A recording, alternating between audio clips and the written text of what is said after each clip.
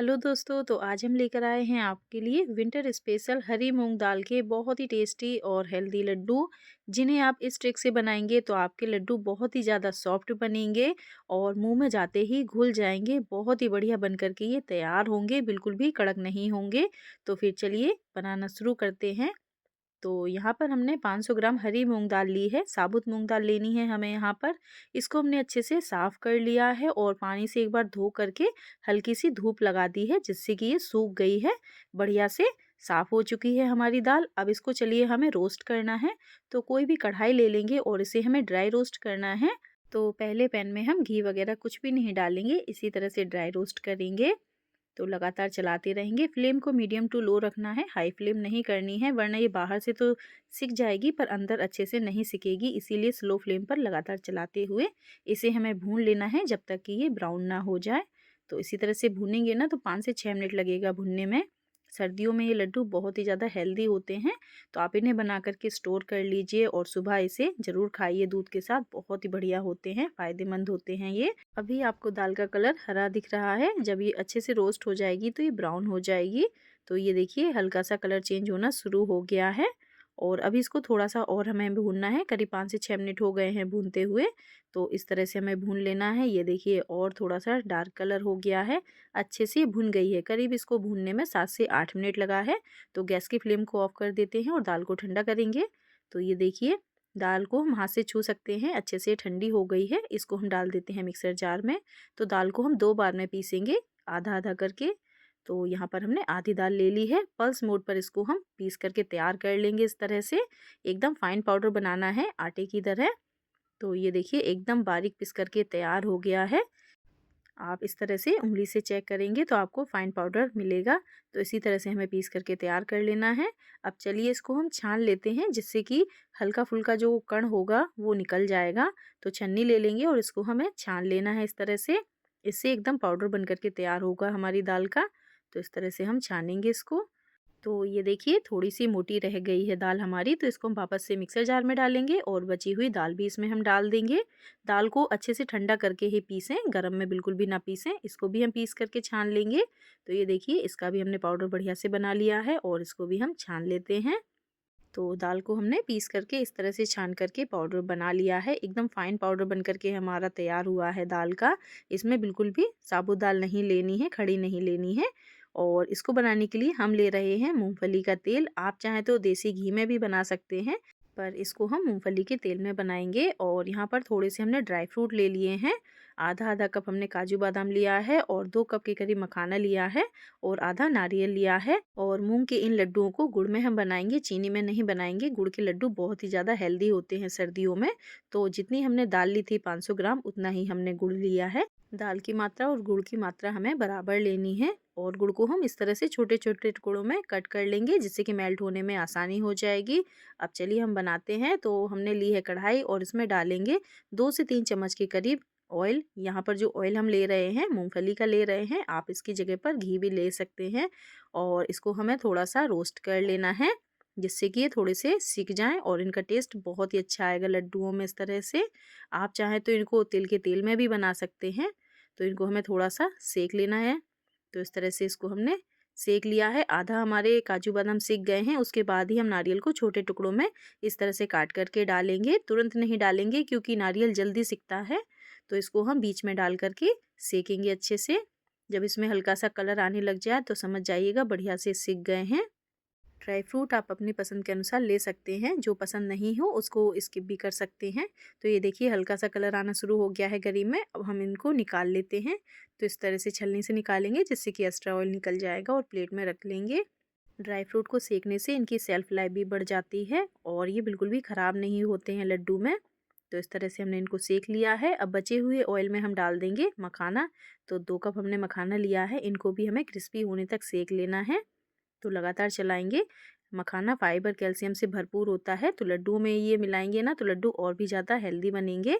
तो इनको भी हम बढ़िया से सेक लेंगे।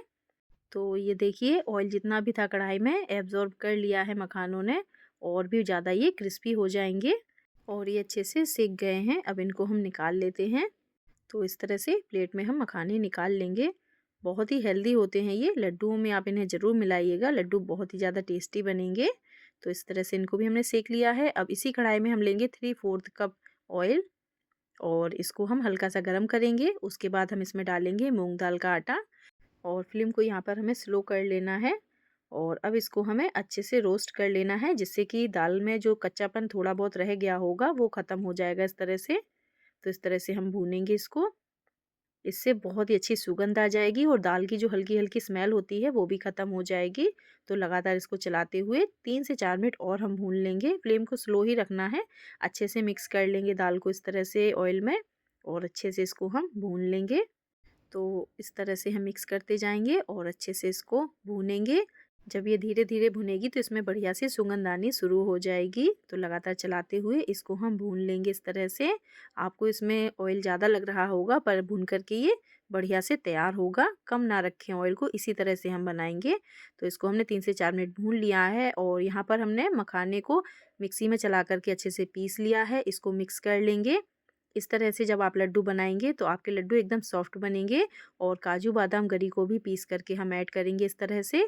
साथ ही यहाँ पर टेस्ट बढ़ाने के लिए आधा चम्मच लेंगे वाइट पेपर पाउडर, इससे बहुत ही अच्छा टेस्ट आता है और आँखों की रोशनी के लिए भी ये बहुत ही फ़ायदेमंद होती है। अगर आपके पास सफ़ेद मिर्च का पाउडर नहीं है तो काली मिर्च का पाउडर भी ले सकते हैं इसकी जगह पर। और अब इसको हम अच्छे से मिक्स कर लेंगे। इस तरह से ड्राई फ्रूट मिलाने से जो हमारे मूंग के लड्डू कुछ समय के बाद कड़क हो जाते हैं वो नहीं होंगे, बहुत ही ज़्यादा सॉफ्ट रहेंगे। तो इस तरह से आप एक बार ज़रूर ट्राई कीजिएगा। हरी मूंग दाल के लड्डू बहुत ही बढ़िया बनते हैं। तो इसको हम इस तरह से पहले मिक्स कर लेते हैं।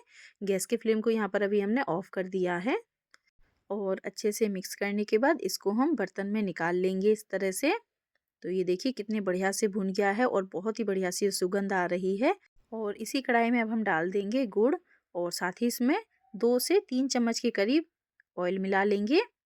इसमें हमें पानी का यूज़ बिल्कुल भी नहीं करना है। इसकी जगह पर हम घी लेंगे या फिर ऑयल लेंगे। तो अच्छे से इसको हमें पिघला लेना है। फ्लेम को एकदम लो रखना है। लो फ्लेम पर इसको हम मेल्ट करेंगे। गुड़ बहुत ही जल्दी पिघल जाता है और इससे लड्डू हमारे बिल्कुल भी हार्ड नहीं होते हैं। तो ये देखिए इसके सारे लम्स ख़त्म हो गए हैं, बढ़िया से गुड़ पिघल गया है। और गुड़ के पिघलते ही हम गैस की फ्लेम को ऑफ कर देंगे, इसमें बॉयल नहीं आने देना है। और अब इस गुड़ को हम डाल देते हैं डायरेक्ट मूंग के मिश्रण में। तो यहाँ पर हम पूरा गुड़ ऐड कर देंगे। इस तरह से गुड़ अच्छे से मिक्स हो जाएगा और लम्स बिल्कुल भी नहीं रहेंगे गुड़ के। अब इसको हम तुरंत ही चम्मच से इस तरह से मिक्स कर लेंगे। हाथ से नहीं मिक्स करेंगे क्योंकि गुड़ भी गर्म है और दाल भी गर्म है। इसको हम इस तरह से स्पैचुला से अच्छे से मिक्स कर लेंगे। बहुत ही अच्छे से ये मिक्स हो जाता है। इस तरह से मिक्स करेंगे।